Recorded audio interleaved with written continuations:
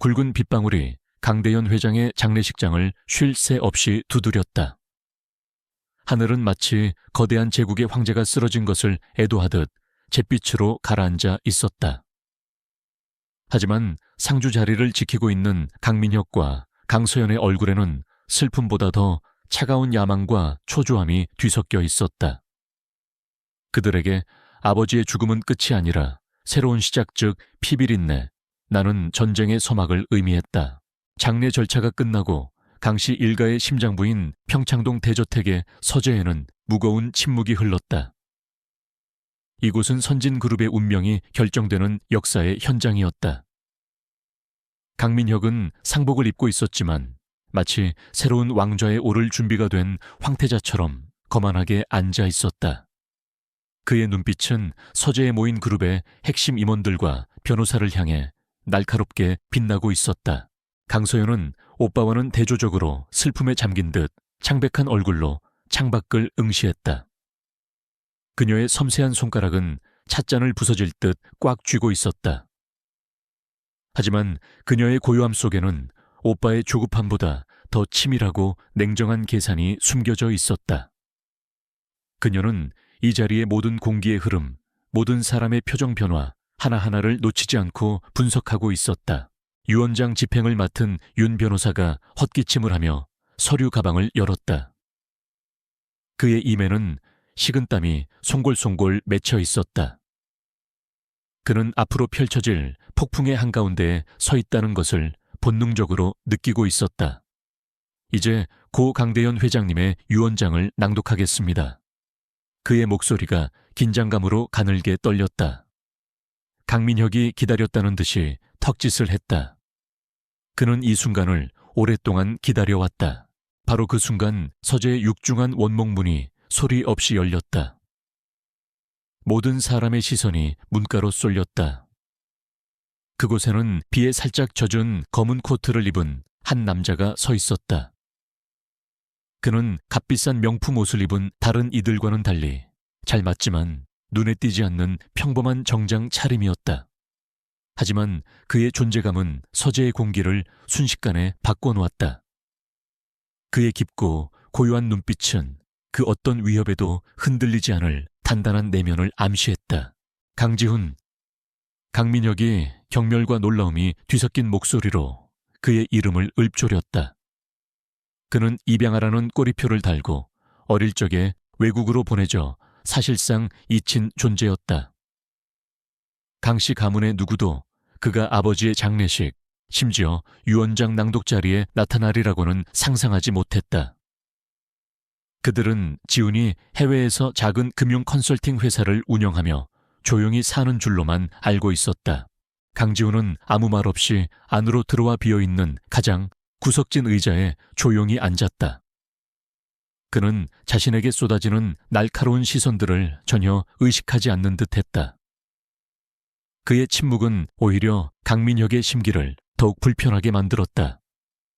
여긴 네가 있을 자리가 아니야. 당장 나가. 민혁의 목소리에는 노골적인 적대감이 가득했다. 하지만 지훈은 그저 담담한 눈빛으로 윤 변호사를 바라볼 뿐이었다. 윤 변호사는 난처한 표정으로 강지훈과 강민혁을 번갈아 보다가 결국 회장의 유언을 따르기로 결심했다. 회장님께서 강지훈 씨도 반드시 이 자리에 참석해야 한다고 명시하셨습니다. 그 말에 강민혁의 얼굴이 분노로 일그러졌고 강서연의 눈썹이 미세하게 치켜 올라갔다. 죽은 아버지가 그들 모르게 다른 계획을 세워두었다는 불길한 예감이 들었다. 윤 변호사는 다시 목을 가다듬고 유언장을 읽어 내려가기 시작했다. 유언장의 초반 내용은 예상대로였다. 사회환원재단에 대한 기부먼 친척들에게 돌아갈 약간의 유산, 그리고 평생을 함께한 충직한 집사와 비서에 대한 감사 표시. 강민혁은 이 지루한 서론이 빨리 끝나기만을 바라며 손가락으로 테이블을 초조하게 두드렸다. 마침내 유언장은 핵심 내용으로 접어들었다. 나의 모든 것을 걸고 이룩한 선진그룹의 미래를 이끌어갈 후계자에 대하여. 윤 변호사의 목소리가 더욱 무겁게 울렸다. 강민혁은 상체를 앞으로 숙이며 마른 입술을 핥았다. 당연히 자신의 이름이 불릴 것이라고 확신하고 있었다. 그러나 그의 기대는 다음 문장에서 무참히 박살났다. 나는 특정인에게 그룹의 경영권을 물려주는 대신 나의 자식들에게 스스로 그 자격을 증명할 기회를 주고자 한다. 서재에 있던 모든 사람들이 숨을 죽였다. 강민혁과 강서연의 얼굴에서 핏기가 가셨다. 이것은 그들이 상상했던 시나리오가 아니었다. 아버지는 그들을 믿지 않았던 것이다. 윤 변호사는 계속해서 읽어나갔다.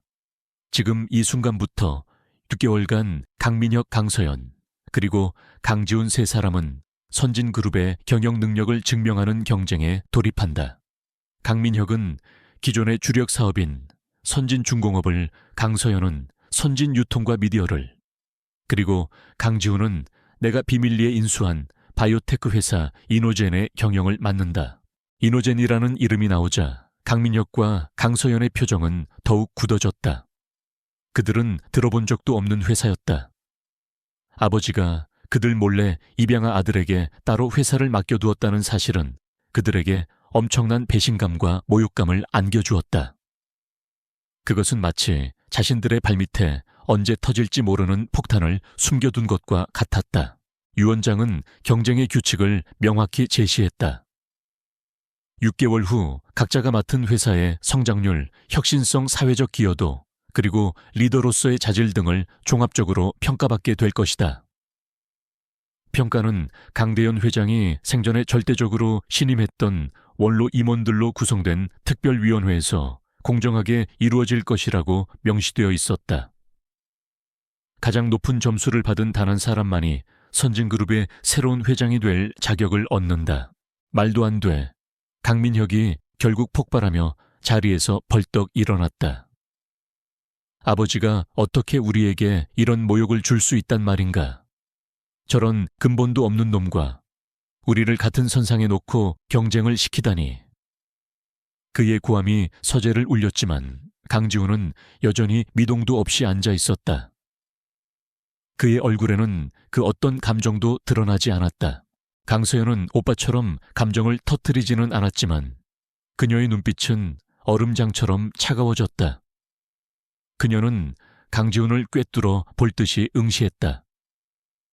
저 조용한 남자에게서 그녀는 설명할 수 없는 위압감을 느꼈다.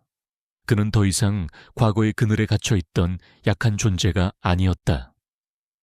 오랜 세월 동안 날카롭게 벼려진 칼처럼 그는 자신의 칼집 안에서 조용히 때를 기다리고 있었다. 유 원장 낭독이 끝나자 서재의 공기는 살얼음판처럼 팽팽해졌다.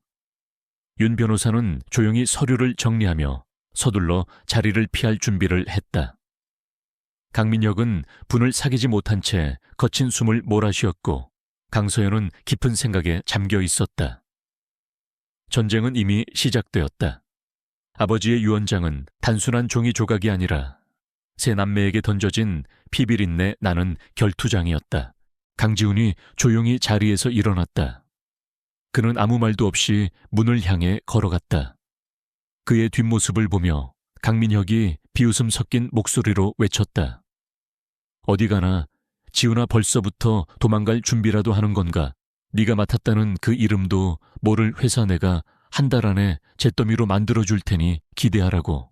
문을 열려던 강지훈의 발걸음이 잠시 멈췄다. 그는 천천히 고개를 돌려 처음으로 강민혁을 정면으로 바라보았다.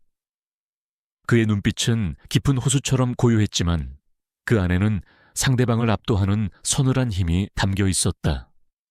형은 언제나 말이 너무 많았어.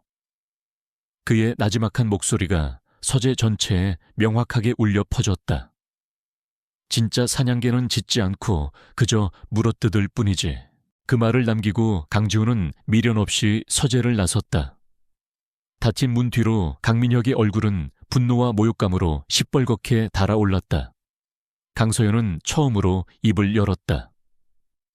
오빠, 우리는 저 애를 너무 얕봤어. 이건 생각보다 훨씬 더 힘든 싸움이 될 거야. 그녀의 목소리에는 이제껏 없던 진지한 경계심이 담겨 있었다. 빗소리는 더욱 거세졌고 선진그룹의 거대한 성은 이제 세 남매의 욕망이 부딪히는 잔혹한 전쟁터가 되었다. 강지훈이 떠난 서재에는 강민혁의 거친 분노만이 남아있었다. 그는 아버지가 남긴 유산인 값비싼 크리스털 잔을 벽에 던져 산산조각냈다. 감히 그깟 입양한 놈이 나를 가르치려 들어. 그의 눈은 증오로 이글거렸다. 강서연은 깨진 유리 조각을 차갑게 내려다보며 말했다. 오빠의 그 성급함이 아버지가 가장 걱정하셨던 부분이야. 그리고 저 아이는 그걸 정확히 꿰뚫어 보고 있어. 다음 날 아침 선진중공업의 회장실은 전운이 감돌았다. 강민혁은 밤새 한숨도 자지 못한 듯 핏발선 눈으로 자신의 핵심 측근들을 소집했다. 당장 이노젠이라는 회사에 대해 알아봐. 먼지 한 톨까지 전부다. 그리고 우리가 동원할 수 있는 모든 자금과 인맥을 이용해 그 회사를 시장에서 지워버릴 준비를 해. 강지훈에게 선진그룹의 주인이 누구인지 뼈저리게 느끼게 해줘야겠다. 민혁의 명령은 즉각 실행되었다. 선진그룹의 막강한 정보망이 가동되자 이노젠의 정보는 금세 그의 책상 위에 올라왔다. 이노젠은 몇 년 전 강대현 회장이 개인적으로 인수한 비상장 바이오 회사로 혁신적인 신약 파이프라인을 보유하고 있었지만 막대한 연구개발비 때문에 재무 구조가 극도로 취약했다. 외부 투자 유치가 절실한 상황. 강민혁의 입가에 잔인한 미소가 번졌다. 완벽한 먹잇감이었다. 그는 즉시 금융시장의 하이에나들을 움직였다. 선진그룹이 가진 언론의 힘을 이용해 이노젠의 신약 개발 실패 가능성에 대한 부정적인 루머를 퍼뜨리기 시작했다. 동시에 연관된 바이오 기업들의 주가를 폭락시켜 시장 전체에 공포 분위기를 조성했다. 이것은 이노젠의 상장을 준비하던 주관사들과 투자자들을 압박하기 위한 교묘한 사전 작업이었다. 강지훈은 이노젠의 소박한 대표이사실에서 이 모든 상황을 모니터링하고 있었다. 그의 사무실은 선진그룹의 화려함과는 거리가 멀었다.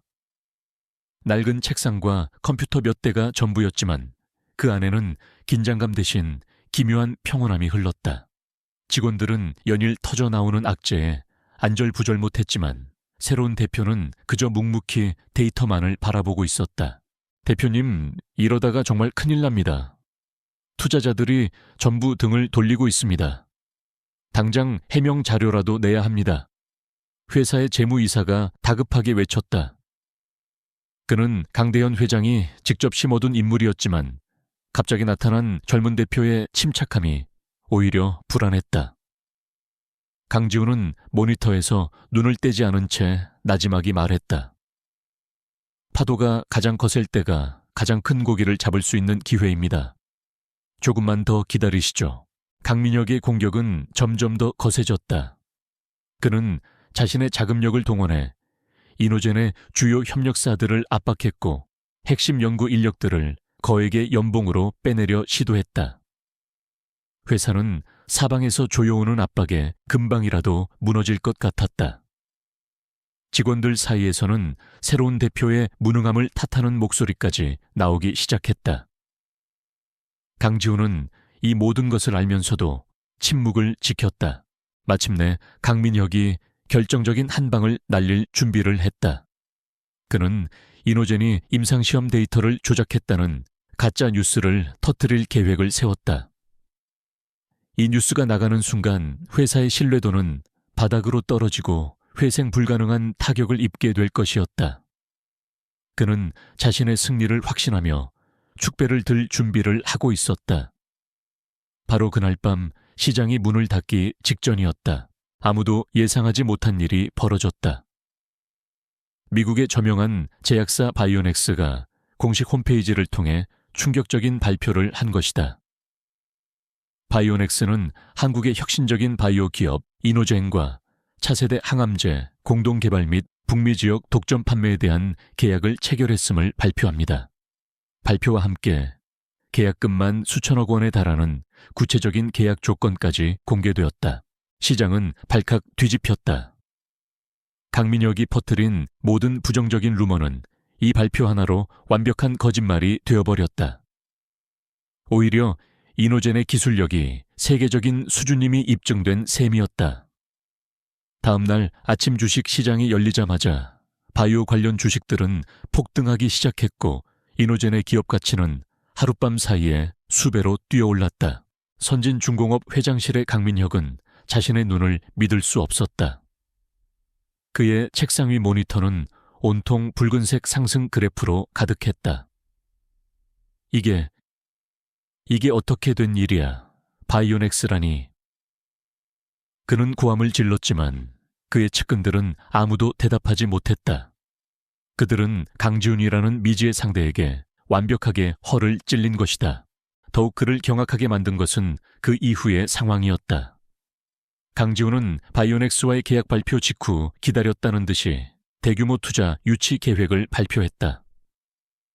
세계적인 투자 자금이 이노젠으로 몰려들었고 회사는 순식간에 막대한 실탄을 확보하게 되었다.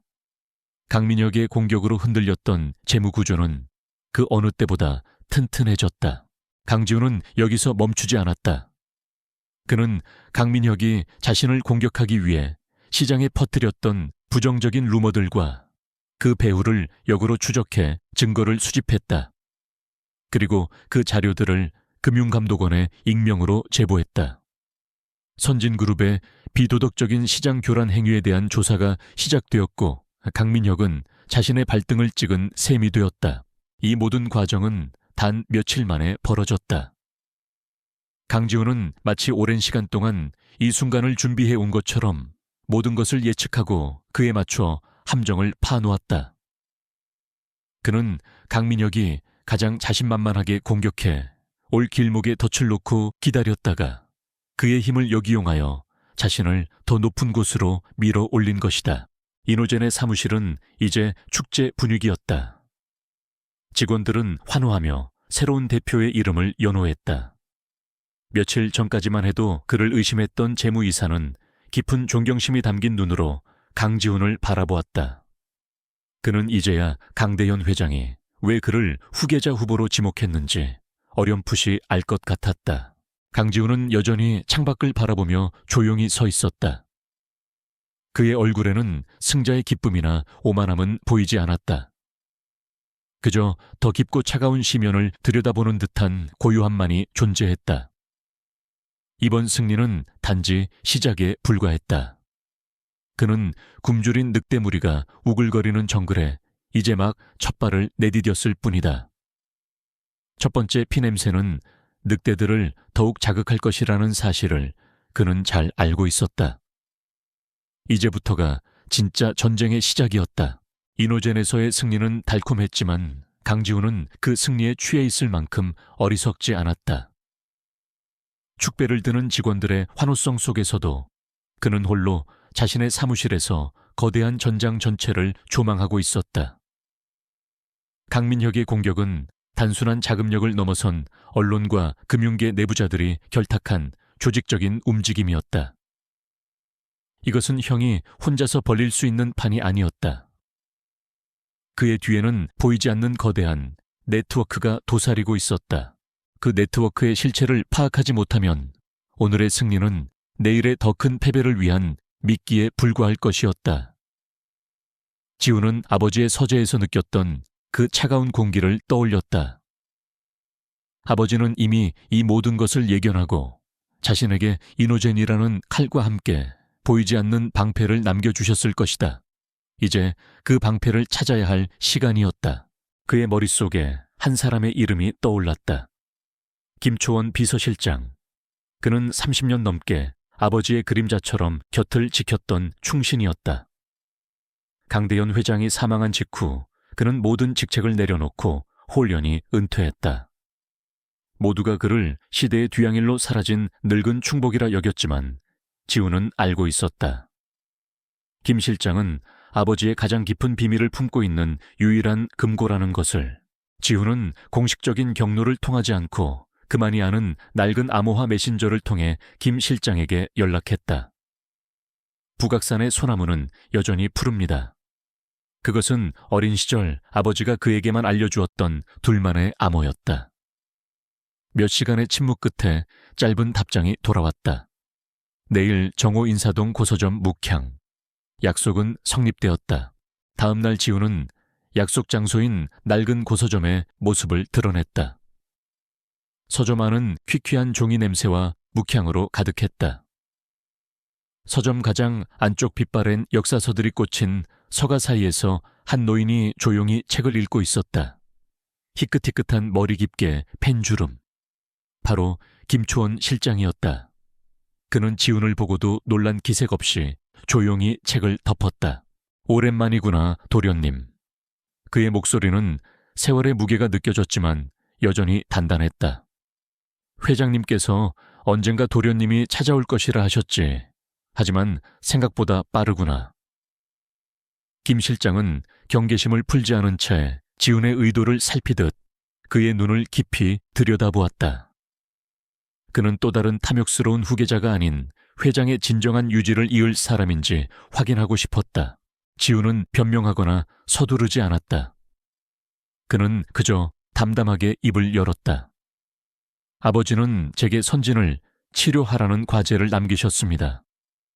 하지만 환자의 몸속에 어떤 병균이 있는지 알아야 치료를 할 수 있겠지요. 김 실장님은 그 병균의 정체를 아시는 유일한 분입니다. 그의 목소리에는 권력에 대한 욕심이 아닌 무거운 사명감이 담겨 있었다. 김 실장은 한참 동안 지훈을 말없이 바라보았다. 그의 눈빛이 미세하게 흔들렸다. 지훈의 눈 속에서 그는 젊은 시절의 강대현 회장을 보고 있었다. 야망으로 불타오르지만 그 안에 올곧은 신념을 지녔던 바로 그 눈빛이었다. 김 실장은 마침내 결심한 듯 품 안에서 낡은 만년필 하나를 꺼내 지훈에게 건넸다. 이것은 회장님께서 남기신 유품이다. 평생을 쓰신 물건이지. 지훈이 만년필을 받아들자 김 실장이 나지막이 덧붙였다. 회장님께서는 종종 가장 중요한 것은 가장 눈에 잘 띄는 곳에 숨겨져 있지만 사람들은 그것을 보지 못한다고 말씀하셨다. 그것이 그가 준 단서의 전부였다. 지훈은 그 길로 아버지의 유품이 보관된 개인 박물관으로 향했다.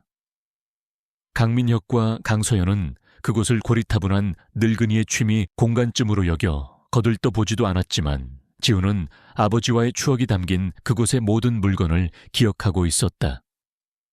그는 김 실장이 준 만년필을 들고 아버지의 서재를 재현해 놓은 공간으로 들어갔다. 그는 아버지의 거대한 책상 앞에 섰다. 책상 위에는 수많은 서류와 책, 그리고 값비싼 장식품들이 놓여 있었다. 가장 중요한 것은 가장 눈에 잘 띄는 곳에. 지훈은 책상 한가운데 놓인 거대한 지구본으로 시선을 옮겼다. 아버지가 가장 아끼시던 물건이었다. 그는 만년필의 끝부분을 돌렸다. 그러자 펜촉 대신 작은 열쇠가 모습을 드러냈다. 지훈은 그 열쇠를 지구본의 북극점에 있는 작은 구멍에 꽂고 돌렸다. 그러자 딸깍 하는 소리와 함께 지구본의 한 부분이 열리며 그 안에 숨겨져 있던 작은 USB 메모리가 나타났다. 심장이 거세게 뛰기 시작했다. 그는 이 작은 저장 장치 안에 선진그룹의 운명을 뒤흔들 비밀이 담겨 있음을 직감했다. 이노젠의 사무실로 돌아온 그는 즉시 USB를 컴퓨터에 연결했다. 몇 겹의 복잡한 암호를 풀자 마침내 그 내용이 드러났다. 그것은 강대현 회장이 평생에 걸쳐 비밀리에 기록해온 그림자 장부였다. 그 안에는 강민혁과 강서연이 수년에 걸쳐 조성한 천문학적인 규모의 비자금 내역과 그 돈이 흘러들어간 정관계 법조계, 언론계 유력 인사들의 명단이 빼곡히 적혀 있었다. 장부는 단순한 거래 내역이 아니었다. 그것은 거대한 부패의 카르텔, 즉 선진그룹이라는 숙주에 기생하며 대한민국의 권력층을 조종해온 그림자 네트워크의 설계도였다. 강민혁의 공격적인 사업 확장과 강서연의 완벽한 여론 통제는 모두 이 검은 돈에서 비롯된 것이었다.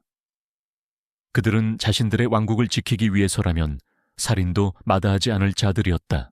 지우는 모니터에 떠오른 수많은 이름과 거미줄처럼 얽힌 자금의 흐름을 보며 입술을 깨물었다. 이제 그는 자신이 누구와 싸워야 하는지 명확히 알게 되었다. 그의 상대는 단순히 철없는 형과 교활한 여동생이 아니었다. 그의 적은 바로 이 나라의 가장 어두운 권력 그 자체였다. 김 실장의 경고가 귓가에 맴돌았다. 이것은 목숨을 걸어야 하는 싸움이었다. 하지만 그는 두렵지 않았다. 오히려 가슴속에서 차가운 투지가 끓어올랐다. 이제 사냥의 시간이었다.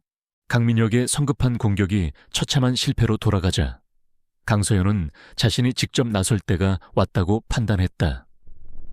그녀의 전쟁터는 주식 시세 표식이나 공장의 소음이 아니었다. 그녀의 무기는 대중의 생각과 여론 그 자체였다. 그녀는 선진미디어 본부의 꼭대기층, 도시의 정형이 한눈에 내려다 보이는 자신의 집무실에서 조용히 방역을 준비했다. 그녀의 방식은 오빠처럼 요란하지 않았지만 훨씬 더 교활하고 치명적이었다. 그녀는 그룹 내 언론사 사장단과 홍보팀을 소집했다. 회의는 차분한 분위기에서 진행되었지만 오가는 말 속에는 서늘한 칼날이 숨어 있었다. 강지훈에 대한 모든 것을 알아내세요. 그의 과거, 그의 주변 인물, 사소한 흠집 하나까지도. 만약 흠집이 없다면 만들어내서라도 찾아오세요. 그녀의 지시는 명확했다. 진실은 중요하지 않았다. 중요한 것은 대중이 무엇을 믿게 만드느냐였다. 강서연의 지휘 아래 거대한 여론 조작 시스템이 가동되기 시작했다. 신문과 방송, 소셜미디어는 약속이라도 한 듯 선진그룹 입양아, 강지훈의 두 얼굴이라는 자극적인 제목의 기사들을 쏟아내기 시작했다. 기사들은 교묘하게 조작된 사실과 익명의 제보를 뒤섞어 그를 은혜도 모르는 기회주의자로 묘사했다. 어린 시절 강대현 회장의 지원으로 유학을 떠났던 사실은 막대한 돈을 들여 유학을 보냈지만 가족을 외면하고 방탕한 생활을 일삼았다고 왜곡되었다. 출처불명의 소식통들은 그가 해외에서 불법적인 금융거래에 연루되었다는 암시를 흘렸다. 그들은 강지훈을 선진그룹을 집어삼키기 위해 돌아온 탐욕스러운 외부인으로, 그리고 강민혁과 강서연을 평생 회사를 위해 헌신해온 비운의 적자 D치로 포장했다. 이러한 악의적인 캠페인은 효과적이었다. 대중의 여론은 급격히 악화되었다. 이노젠의 직원들조차 자신들의 새로운 대표를 의심의 눈초리로 바라보기 시작했다. 파트너사들은 중요한 계약 결정을 미루었고 후계자 경쟁을 평가하는 원로 임원회에서도 우려의 목소리가 나오기 시작했다. 강지훈은 순식간에 사면촉에 몰린 듯 보였다. 하지만 폭풍의 한가운데에 있는 강지훈은 놀라울 정도로 평온했다. 그는 자신을 향한 비난 기사들을 하나하나 꼼꼼히 읽었지만 그 어떤 해명이나 반박도 지시하지 않았다. 지금 우리가 입을 열면 그들의 프레임에 갇히게 됩니다. 진흙탕 싸움에서는 먼저 몸을 던지는 쪽이 더 더러워질 뿐입니다. 그는 동요하는 임원들을 그렇게 진정시켰다. 그는 자신의 팀에게 외부의 소음은 무시하고 오직 이노젠의 신약 개발에만 집중하라고 지시했다. 그리고 자신은 밤늦게까지 사무실에 남아 그림자 장부를 분석하는 데 몰두했다.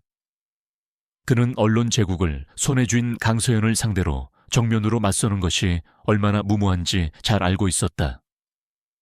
그녀를 무너뜨리기 위해서는 그녀가 가장 자랑스러워하고 가장 완벽하다고 믿는 성벽의 가장 약한 부분을 정확히 타격해야 했다. 그의 시선은 장부의 한 부분에 머물렀다. 선진복지재단. 강서연이 이사장으로 있는 자선단체였다. 그녀는 이 재단을 통해 소외된 아동과 노인들을 돕는 활동을 대대적으로 홍보하며 따뜻한 재벌 3세라는 이미지를 구축했다. 하지만 장부는 그 아름다운 가면 뒤에 숨겨진 추악한 진실을 보여주고 있었다. 선진그룹의 여러 계열사에서 재단으로 흘러들어간 기부금 중 상당액이 서류상으로만 존재하는 유령 컨설팅 회사를 통해 다시 강서연의 측근 정치인들에게 흘러들어가고 있었다. 그것은 그녀의 이미지 메이킹과 정계 로비를 위한 거대한 비자금 세탁 창구였다. 지우는 그 중에서도 특히 악랄한 한 건을 발견했다. 희귀병 아동치료센터 건립 명목으로 모금된 거액의 기부금이 실제로는 한 유력 정치인의 자택을 꾸미는 고가의 미술품을 사는데 사용된 정황이었다. 병상에 누운 아이들의 희망을 훔쳐 자신의 권력을 치장한 것이다. 지우는 이것이 강서연의 아킬레스건이 될 것이라고 확신했다. 그는 즉시 관련 자금 흐름과 증거들을 집요하게 추적했다. 며칠 후 한 영향력 있는 독립 언론사의 탐사보도 블로그에 짧은 기사 하나가 올라왔다. 단독, 선진복지 재단 희귀병 아동 후원금으로 정치인에게 수억 원대 미술품 상납 의혹. 기사는 자극적이지 않았지만 그 내용은 폭발적이었다. 기사에는 돈이 빠져나간 구체적인 날짜 계좌번호, 그리고 미술품 구매 계약서 4본까지 첨부되어 있었다. 빼도 박도 못할 증거였다. 강지훈은 이 정보를 강서연이 통제하는 주류 언론이 아닌 작지만 신뢰도 높은 독립 언론에 제보했다. 그의 예상은 적중했다. 기사는 소셜미디어를 통해 순식간에 퍼져나갔고 대중의 분노는 들불처럼 번졌다. 어제 동정심 많던 재벌 3세는 하룻밤 사이에 아픈 아이들의 돈을 훔친 파렴치한 위선자가 되었다. 상황이 걷잡을 수 없이 커지자 강서연이 통제하던 언론사들조차 마지못해 이 사건을 보도하기 시작했다. 침묵하는 순간 공범으로 몰릴 수 있다는 위기감 때문이었다. 여론은 180도 뒤집혔다. 강지훈을 비난하던 목소리는 잦아들었고 모든 화살은 이제 강서연에게로 향했다. 선진 미디어 집무실 강서연은 싸늘한 표정으로 자신에 대한 비난이 쏟아지는 뉴스 화면을 보고 있었다. 그녀가 항상 유지하던 완벽한 평정심에 처음으로 균열이 가고 있었다. 그녀의 손에 들린 물잔이 미세하게 떨리고 있었다. 그녀는 깨달았다. 강지훈은 방어만 하는 초식동물이 아니었다. 그는 상대의 공격을 기다렸다가 가장 치명적인 급소를 정확히 물어뜯는 맹수였다. 그는 그녀의 가장 강력한 무기인 여론을 빼앗아 역으로 그녀의 심장을 겨눈 것이다. 싸움의 국면은 완전히 새로운 차원으로 접어들고 있었다. 강서연의 복지재단 스캔들은 선진그룹 일가에 엄청난 후폭풍을 몰고 왔다. 강민혁은 여론의 문매를 맞는 동생을 위로하기는커녕 그녀의 실패가 자신의 입지까지 흔들리게 만들었다는 사실에 분노했다. 남매 사이에 견고했던 동맹에 처음으로 불신의 그림자가 드리워졌다. 강민혁은 이 불리한 국면을 타개하고 자신의 압도적인 힘을 다시 한번 과시할 결정적인 한 방이 필요했다. 그의 야망의 결정체는 바로 엘리시움 시티 프로젝트였다. 서울의 마지막 남은 황금 부지에 건설 중인 이 거대한 초호화 주상복합단지는 그의 경영 능력을 상징하는 기념비이자 그의 검은 돈이 세탁되고 정관계 로비 자금이 오가는 거대한 파이프라인의 심장부였다. 그는 이 프로젝트의 성공적인 완공을 통해 자신의 후계자 자리를 굳히려 했다. 서연의 실패로 초조해진 그는 프로젝트의 완공 시점을 무리하게 앞당기기 시작했다. 그는 협력업체들을 쥐어짰고 안전 규정을 무시하는 위험한 공사도 서슴지 않았다. 그의 조급함은 스스로의 목을 조르는 밧줄이 되고 있었다. 그는 자신의 성에 갇힌 채 성벽 아래에서 조용히 땅을 파고 들어오는 적의 존재를 전혀 눈치채지 못했다. 강지훈은 강서연을 수세에 몰아넣은 뒤 곧바로 다음 목표인 강민혁에게로 칼끝을 돌렸다. 그는 그림자 장부를 통해 엘리시움 시티가 단순한 건설 프로젝트가 아니라 형의 부패 네트워크 그 자체라는 것을 파악했다. 이 성을 무너뜨리기 위해서는 정문을 부수는 것이 아니라 성의 기반을 떠받치고 있는 가장 핵심적인 기둥을 빼내야 했다. 지훈의 계획은 대담하고 정교했다. 그는 자신의 해외 법인을 통해 엘리시움 시티에 철근을 독점적으로 공급하는 중소철강업체의 지분을 비밀리에 인수했다.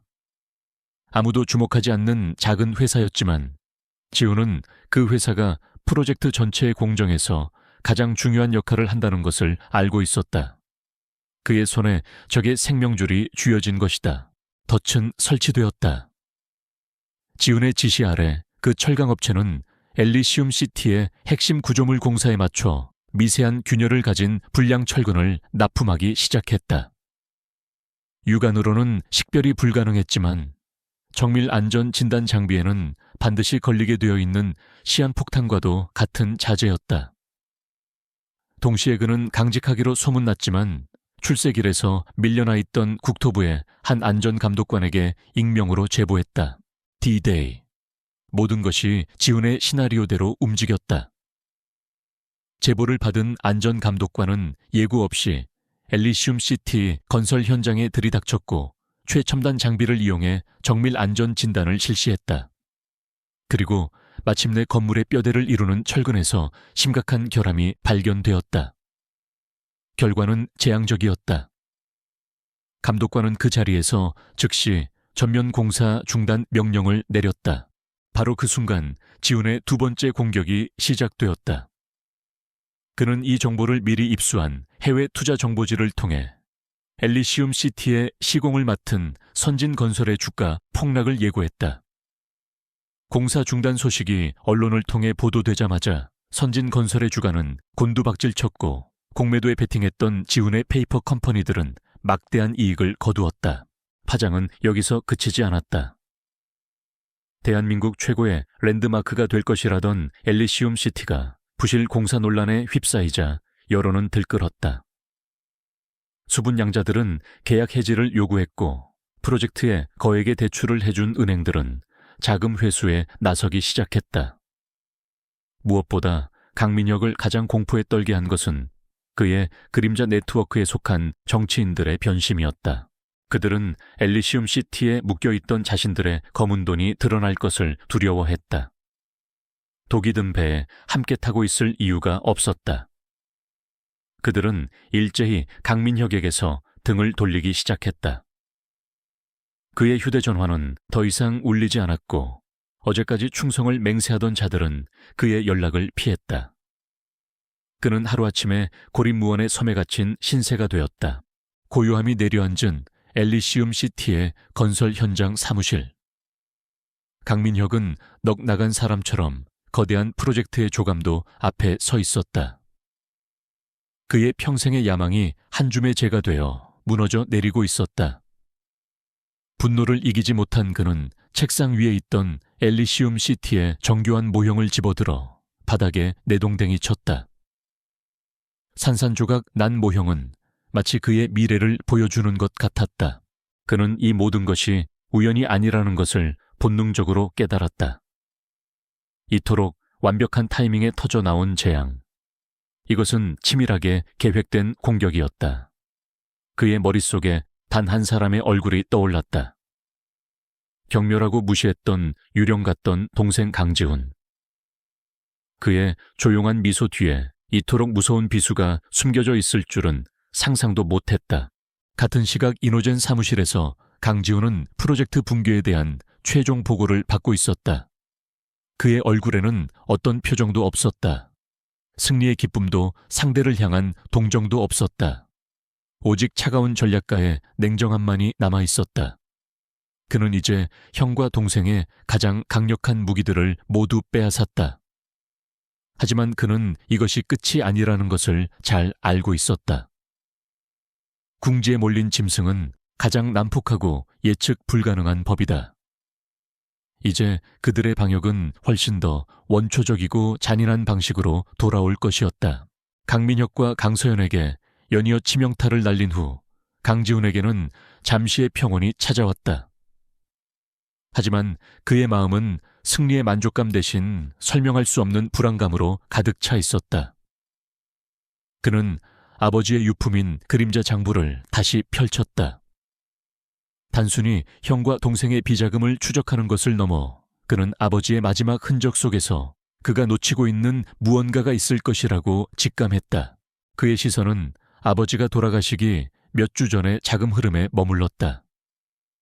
공식적인 사고 원인은 빗길에 발생한 브레이크 고장이었다. 평생을 안전과 원칙을 중시했던 아버지가 차량 관리를 소홀히 했다는 것은 어딘가 부자연스러웠다. 그의 의심은 장부 속에서 발견한 하나의 작은 거래 내역에서 확신으로 바뀌기 시작했다. 아버지의 사고가 있기 정확히 일주일 전 강민혁이 관리하는 유령 회사 중 하나에서 거액의 현금이 인출되어 한 허름한 자동차 정비소의 계좌로 입금된 기록이었다. 선진그룹 회장은 공식 서비스 센터만을 이용했다. 강남의 번화가도 아닌 도시 외곽에 위치한 이름 없는 정비소에 거액의 돈이 흘러 들어갈 이유는 전혀 없었다. 싸늘한 예감이 그의 등골을 스쳤다. 이것은 단순한 비자금 세탁이 아닐 수도 있었다. 그는 즉시 김초원 실장에게 다시 한번 비밀리에 연락했다. 늦은 밤 인적이 드문 한강공원에서 만난 김 실장에게 지훈은 자신의 발견과 의심을 털어놓았다. 그의 말을 듣는 동안 김 실장의 얼굴은 잿빛으로 굳어졌다. 한참의 침묵 끝에 김 실장이 떨리는 목소리로 입을 열었다. 사실 나 역시 회장님의 죽음에 의문을 품고 있었다네. 하지만 증거가 없었지. 그는 지훈에게 충격적인 사실을 털어놓았다. 아버지를 20년 넘게 모셨던 전담 운전기사 박만식 씨가 사고가 나기 불과 2주 전에 사소한 실수를 핑계로 강민혁에 의해 갑작스럽게 해고되었다는 것이다. 그 운전기사는 회장의 차량에 대해서라면 눈을 감고도 모든 부품을 식별할 수 있을 정도의 베테랑이었다. 그런 그를 해고하고 경험이 부족한 신참 기사를 앉힌 것 자체가 상식 밖의 일이었다. 김 실장은 박 기사가 해고된 후 모든 연락이 끊겼고 마치 증발이라도 한 것처럼 사라졌다고 덧붙였다. 강지훈은 이것이 결정적인 연결고리임을 직감했다. 그는 자신의 해외 시절 인맥을 총동원하여 사라진 박 기사의 행방을 수소문하기 시작했다. 며칠간의 끈질긴 추적 끝에 그는 박 기사가 모든 것을 버리고 강원도의 한 외딴 산골 마을에 숨어 살고 있다는 것을 알아냈다. 그는 그곳이 세상의 눈을 피해 공포에 떨고 있는 한 남자의 마지막 도피처라는 것을 느낄 수 있었다. 지훈은 직접 그를 찾아갔다. 낡은 오두막에서 홀로 살고 있는 박 기사는 낯선 이의 방문에 극도의 경계심을 보였다. 그는 강지훈의 얼굴을 알아보자마자 사색이 되어 문을 닫으려 했다. 저는 회장님의 아들입니다. 지훈은 문틈으로 나지막이 말했다. 그의 목소리에는 위협이 아닌 진심 어린 간절함이 담겨 있었다. 진실을 알고 싶어서 왔습니다. 아버지를 위해서. 오랜 설득 끝에 박 기사는 마침내 굳게 닫았던 마음의 문을 열었다. 그는 눈물을 흘리며 그날의 진실을 털어놓기 시작했다. 그가 해고되던 날, 그는 우연히 회장실 밖에서 강대현 회장과 강민혁이 벌이는 격렬한 언쟁을 엿들었다. 회장은 민혁의 비자금 장부를 내밀며 그의 모든 비리를 질책했고 이 자리에서 후계자 자격을 박탈하고 사회의 모든 것을 고발하겠다고 선언했다. 더욱 충격적인 증언이 이어졌다. 그 며칠 뒤 박 기사는 회장 전용 주차장에서 낯선 남자가 회장의 차 아래에서 무언가를 만지고 있는 것을 목격했다. 그 남자는 바로 지훈이 장부에서 발견했던 그 허름한 정비소의 작업복을 입고 있었다. 당시에는 대수롭지 않게 여겼지만 회장의 사고 소식을 듣는 순간 그는 모든 조각이 맞춰지는 것을 느끼고 공포에 휩싸였다. 그는 자신도 제거될 것이라는 두려움에 모든 것을 버리고 도망쳤던 것이다. 모든 퍼즐이 맞춰졌다. 후계자 자격 박탈이라는 위협 동기 정비소로 흘러 들어간 의문의 돈, 낯선 정비공의 모습, 베테랑 운전기사의 갑작스러운 해고, 그리고 완벽한 타이밍에 일어난 브레이크 고장 사고. 지훈은 온몸의 피가 차갑게 식는 것을 느꼈다. 이것은 단순한 재산 다툼이 아니었다. 처음부터 이것은 아버지를 살해한 범인이 벌인 완전 범죄를 위한 거대한 은폐극이었다. 형제들과의 싸움은 이제 전혀 다른 차원의 문제가 되었다. 이것은 더 이상 경영권을 되찾는 싸움이 아니었다. 아버지를 죽인 페류나를 단죄하고 왜곡된 진실을 바로잡기 위한 정의의 투쟁이 되었다. 회사를 물려받는 것은 그 다음의 문제였다. 그는 아버지의 억울한 죽음 위에 세워진 부패한 왕국을 자신의 손으로 철저히 파괴해야만 했다. 박 기사의 오두막을 나선 지우는 칠흑 같은 어둠 속에서 차가운 밤하늘을 올려다보았다. 그의 얼굴에서 모든 감정이 사라지고 얼음보다 차가운 분노와 강철 같은 결의만이 남았다. 그는 돌아가신 아버지를 향해 소리 없는 맹세를 했다. 어떤 대가를 치르더라도 반드시 진실을 밝혀내고 죄 지은 자들에게 피해 심판을 내리겠다고. 전쟁의 본질이 바뀌는 순간이었다. 아버지의 죽음에 대한 진실은 강지훈의 복수심에 불을 붙였다. 그는 익명의 제보 형식을 빌려 사고 당시의 미심쩍은 정황들과 사라진 운전기사에 대한 정보를 경찰에 흘렸다. 수사당국은 여론에 떠밀려 마지못해 강대현 회장 사망 사건에 대한 재수사에 착수했다.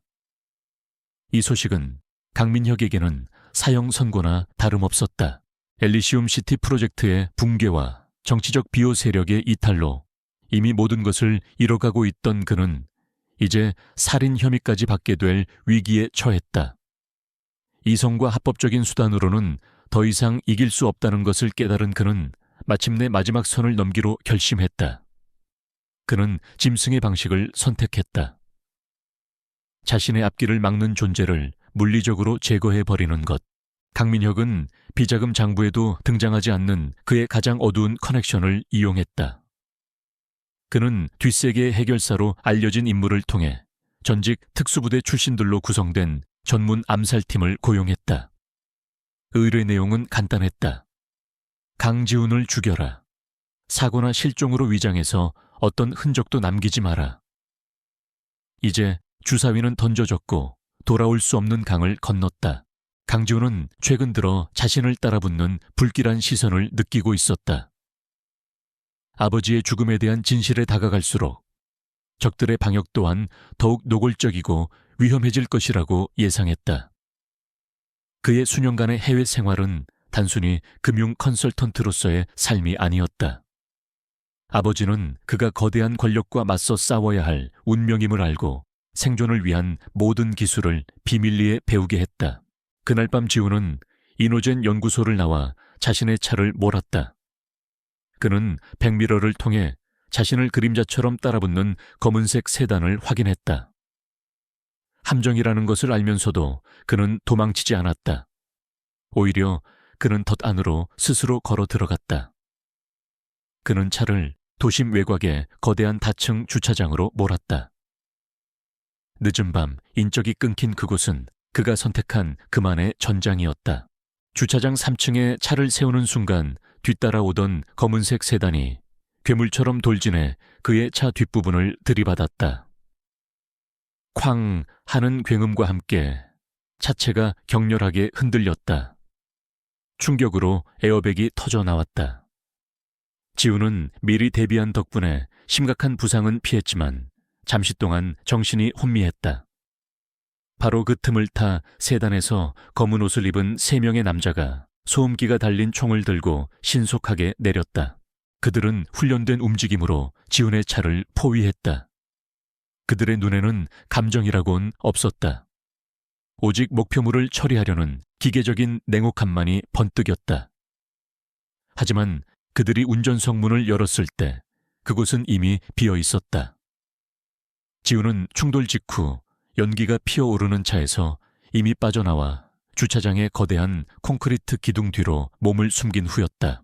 암살자들은 당황하지 않았다. 그들은 즉시 흩어져서 수색을 시작했다. 그들의 움직임은 소리 없는 늑대처럼 신속하고 조직적이었다. 타겟이 저항한다. 생포는 불필요하다. 즉시 사살하라. 리더로 보이는 남자가 무선 마이크에 나지막이 명령했다. 주차장 안에는 죽음의 공기가 내려앉았다.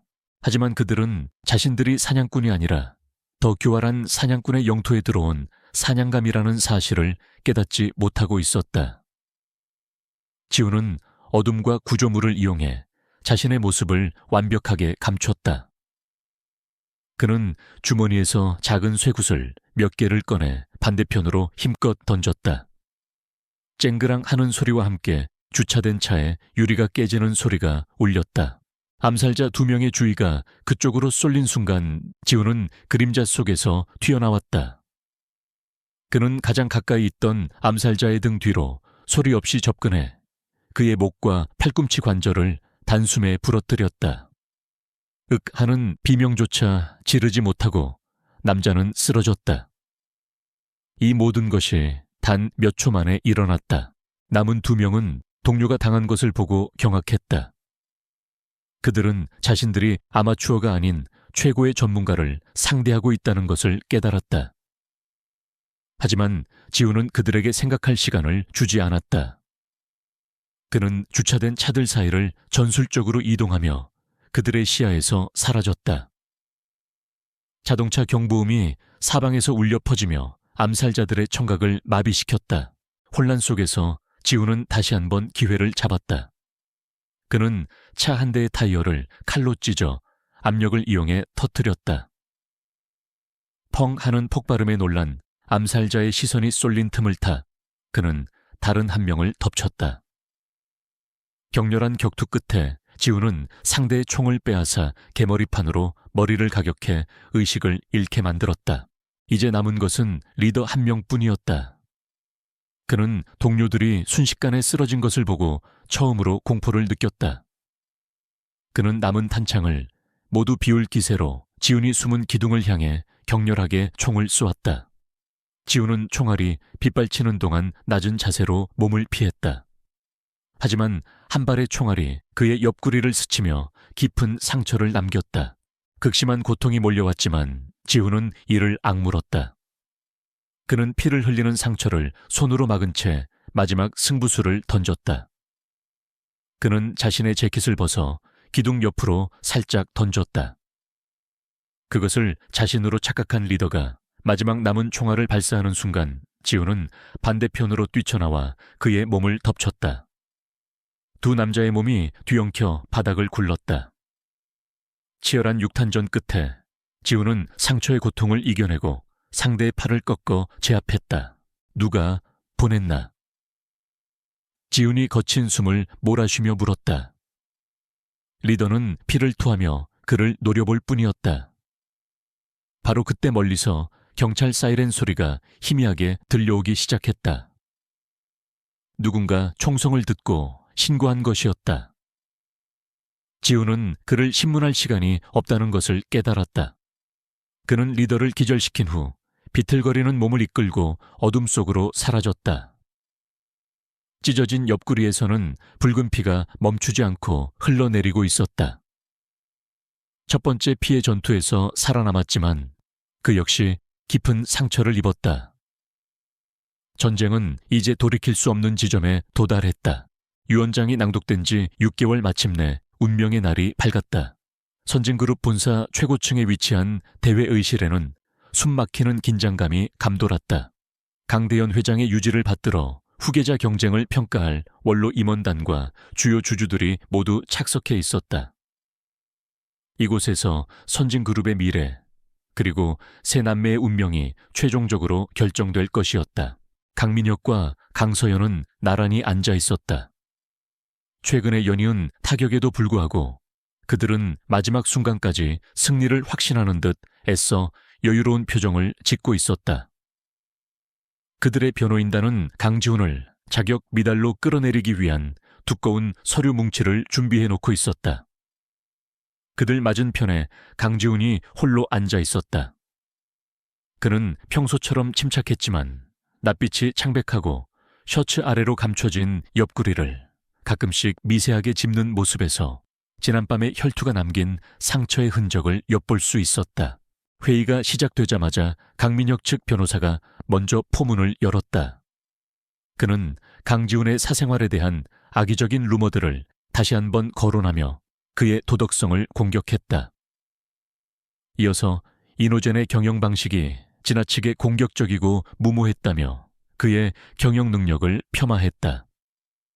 마지막으로 그는 지난밤 주차장에서 벌어진 총격 사건을 언급하며 강지훈이 불미스러운 사건에 연루된 불안정한 인물이라는 인상을 심으려 했다. 이런 인물에게 선진그룹의 미래를 맡길 수는 없습니다. 저희는 강지훈 씨의 후계자 자격을 즉시 박탈할 것을 임원회에 정식으로 요청합니다. 변호사의 목소리가 회의실에 울려 퍼졌다. 회의장의 분위기는 순식간에 지훈에게 불리하게 돌아갔다. 주주들은 수군거렸고 몇몇 임원들은 우려 섞인 눈빛으로 그를 쳐다보았다.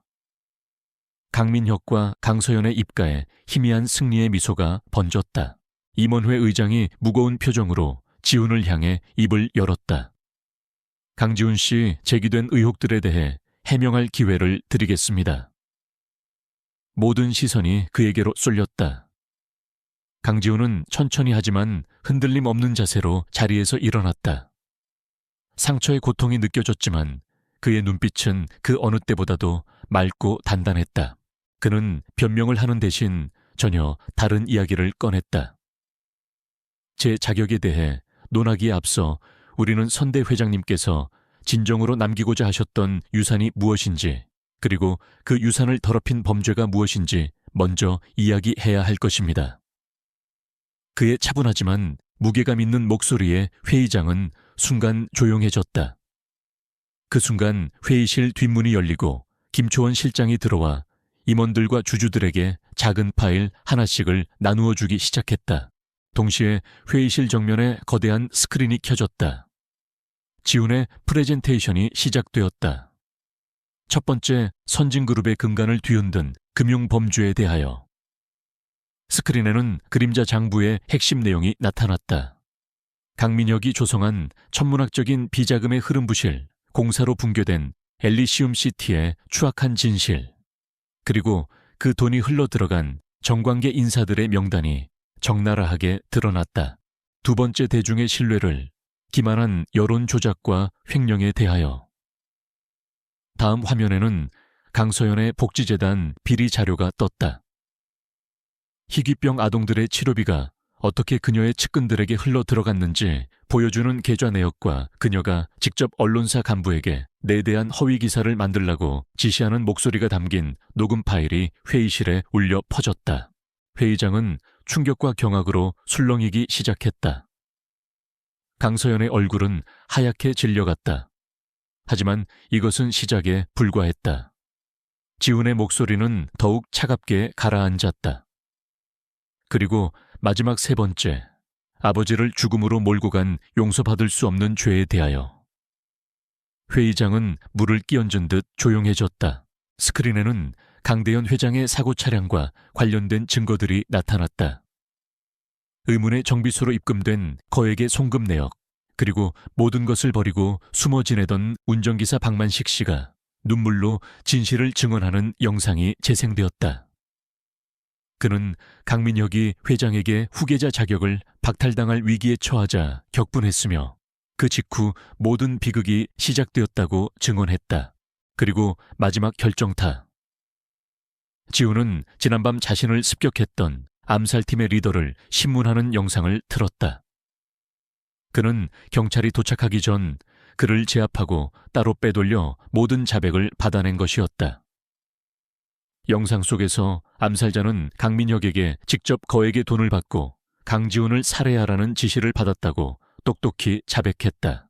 모든 증거가 공개되자 회의실은 아수라장이 되었다.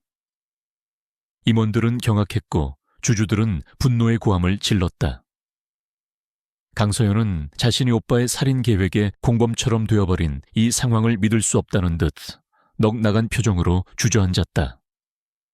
모든 것을 잃었다는 것을 깨달은 강민혁은 마침내 이성의 끈을 놓아버렸다. 이 개자식, 내가 너를 죽여버릴 거야. 그는 짐승처럼 울부짖으며 강지훈에게 달려들었다. 하지만 그가 지훈에게 닿기도 전에 미리 대기하고 있던 보안 요원들이 순식간에 그의 몸을 제압했다. 바로 그때 회의실의 문이 활짝 열리고 경찰들이 들이닥쳤다. 그들의 손에는 살인교사 그리고 횡령 혐의가 적힌 강민혁의 체포영장이 들려 있었다. 강민혁 씨, 당신을 긴급 체포합니다. 경찰의 외침과 함께 강민혁은 수갑이 채워진 채 질질 끌려 나갔다. 그는 마지막까지 지훈을 향해 저주를 퍼부으며 발악했다. 모든 것이 무너져 내린 옥좌 앞에서 강지훈은 상처 입은 몸으로 묵묵히 서 있었다. 그의 눈에는 승자의 환희가 아닌 가족을 제 손으로 파멸시킨 자의 깊은 고뇌와 슬픔이 어려 있었다. 길고 길었던 전쟁의 지적인 대결은 끝이 났다. 이제 남은 것은 피의 마무리뿐이었다. 강민혁의 몰락은 선진그룹 전체를 뒤흔들었지만 그것이 끝은 아니었다. 검찰로 호송되던 중 그는 미리 매수해둔 내부 조력자의 도움을 받아 대담하고 폭력적인 탈주를 감행했다. 모든 것을 잃고 이제 법의 심판마저 등진 그는 잃을 것이 없는 가장 위험한 도망자가 되었다. 그의 뒤틀린 분노는 강지훈뿐만 아니라 결정적인 순간에 자신을 돕지 않았다고 믿는 동생 강서연에게도 향했다. 그의 이성은 완전히 마비되었다. 그는 자신의 실패를 모두 남의 탓으로 돌렸고 마지막 복수를 계획했다. 그는 가택 연금 상태로 자신의 법적 대응을 준비하고 있던 강서연의 별장을 급습했다. 평생을 오만하게 군림했던 강서연은 오빠의 광기, 어린 눈빛 앞에서 처음으로 무력한 공포를 느꼈다. 그녀는 그렇게 자신의 몰락을 재촉한 괴물의 손에 인질이 되었다. 강지훈에게 전화가 걸려온 것은 그날 밤이었다. 수화기 너머로 들려오는 강민혁의 목소리는 광기와 증오로 가득 차 있었다. 네가 모든 것을 망쳤어. 그러니 내 손으로 끝을 맺어야지. 그는 장소와 시간을 말했다. 선진그룹의 역사가 시작된 곳, 이제는 폐허가 된 낡은 제철 공장. 혼자 와라. 경찰을 부르면 네 여동생은 시체로 발견될 거다. 김 실장을 비롯한 측근들은 결사적으로 그를 말렸다. 명백한 함정이었다. 하지만 지훈은 알고 있었다. 이것은 경찰이 해결할 수 있는 문제가 아니었다. 이것은 강씨 일가의 피로 시작된 비극이었고 그 피를 이어받은 자신의 손으로 매듭지어야 할 운명이었다. 그는 복수와 정의를 넘어선 이 모든 비극을 끝내야 한다는 무거운 책임감을 느꼈다. 약속된 시간 지훈은 홀로 낡은 제철 공장에 도착했다. 거대한 폭풍우가 몰아치고 있었고 낡은 철제 지붕을 때리는 빗소리가 공장 내부를 섬뜩하게 울렸다. 번개가 칠 때마다 녹슨 기계들과 깨진 창문들이 괴물의 실루엣처럼 드러났다. 공장 중앙의 높은 설비 플랫폼 위에 강민혁이 공포에 질린 강서연의 목에 칼을 댄 차에 서 있었다. 왔구나 나의 자랑스러운 동생. 강민혁이 비웃었다. 그의 모습은 더 이상 재벌 3세의 모습이 아니었다. 그는 상처 입고 궁지에 몰린 야수 그 자체였다. 네가 차지하고 싶었던 게 이거였나. 모든 걸 잿더미로 만들고 그 위에 세워진 왕좌. 그는 지훈에게 모든 것을 빼앗겼다고 울부짖으며 아버지의 죽음마저 그의 탓으로 돌렸다. 강서연은 평생 처음으로 죽음의 공포 앞에서 떨고 있었다. 항상 상황을 통제하고 사람들을 조종해왔던 그녀였지만 오빠의 완전한 광기 앞에서는 그 어떤 계략도 통하지 않았다. 그녀는 이제야 자신들이 어떤 괴물을 만들어냈고 그 괴물과 함께 스스로 파멸하고 있다는 사실을 깨달았다. 지훈은 그를 자극하지 않으려 애쓰며 천천히 입을 열었다. 형, 모든 걸 끝내자. 서연이는 죄가 없어. 하지만 그의 말은 기름에 불을 붓는 격이었다. 죄가 없다고 이 계집애도 너와 똑같아 나를 배신하고 자기만 살 궁리를 했지. 강민혁은 이성을 잃고 소리치며 강서연을 거칠게 밀쳐냈다. 그리고 그는 플랫폼에서 뛰어내려 지훈에게 맹렬하게 달려들었다. 더 이상 지성의 싸움은 없었다. 오직 생존을 위한 원초적인 싸움만이 남았다. 거대한 공장 내부는 두 형제의 피비린내 나는 격투장으로 변했다. 지우는 아직 아물지 않은 옆구리의 상처 때문에 완벽한 몸 상태가 아니었다. 반면 강민혁은 모든 것을 잃은 자의 절망과 광기로 무장한 채 인간의 한계를 넘어선 힘을 쏟아냈다. 두 사람은 서로에게 주먹을 날리고 발길질을 하며 주변의 소의 파이프와 공구들을 닥치는 대로 휘둘렀다. 그들의 몸은 찢어지고 부서졌다. 이것은 후계자 전쟁이 아닌 서로의 존재 자체를 지우기 위한 처절한 사투였다. 한참의 격투 끝에 지우는 순간적인 기지를 발휘해 강민혁을 제압하는 데 성공하는 듯했다. 하지만 강민혁은 품 안에 숨겨두었던 날카로운 칼을 꺼내 지훈의 어깨를 깊숙이 찔렀다. 이걸로 끝이다. 그가 피를 흘리는 지훈의 심장을 향해 칼을 다시 치켜드는 순간이었다. 바닥에 쓰러져 있던 강소연이 마지막 남은 힘을 다해 옆에 있던 무거운 렌치를 집어들어 강민혁의 다리를 향해 던졌다. 예상치 못한 공격에 강민혁의 몸이 휘청였다. 그 짧은 순간 지훈은 고통을 이겨내고 그의 손목을 꺾어 칼을 놓치게 만들었다. 두 남자는 마지막 힘을 다해 서로를 밀쳤다. 중심을 잃은 강민혁의 몸이 뒤편의 낡은 난간 위로 넘어갔다. 난간은 그의 무게를 이기지 못하고 엿가락처럼 휘어지며 부서졌다. 그 강민혁의 비명은 공장 전체를 뒤흔들었다. 그의 몸은 어두운 공장 바닥 아래로 추락했다. 잠시 후 쿵 하는 둔탁하고 끔찍한 소리가 울려 퍼졌다. 모든 것이 끝났다. 지우는 피 흘리는 어깨를 부여잡고 숨을 헐떡이며 아래를 내려다보았다. 웅덩이처럼 고인 빗물 위로 그의 형제가 부서진 인형처럼 누워 있었다. 폭풍우가 그치고 공장 안에는 지독한 정적만이 남았다. 그는 이겼다. 하지만 그 승리의 대가는 너무나도 참혹했다. 폐공장에서의 비극적인 밤이 지나고 길고 길었던 강씨 일가의 전쟁은 마침내 종지부를 찍었다. 경찰 조사에서 강서연의 증언과 현장의 증거들은 모두 강지훈의 정당방위를 입증했다. 도망자 신세였던 강민혁의 폭력적인 최후는 그가 저질러온 모든 죄의 당연한 귀결처럼 받아들여졌다. 강지훈은 승자도 패자도 아닌 그저 참혹한 비극의 유일한 생존자가 되었다. 강서연은 오빠의 범죄에 직접적으로 가담하지는 않았지만 비자금 조성과 여론 조작 등의 혐의로 법의 심판을 받았다.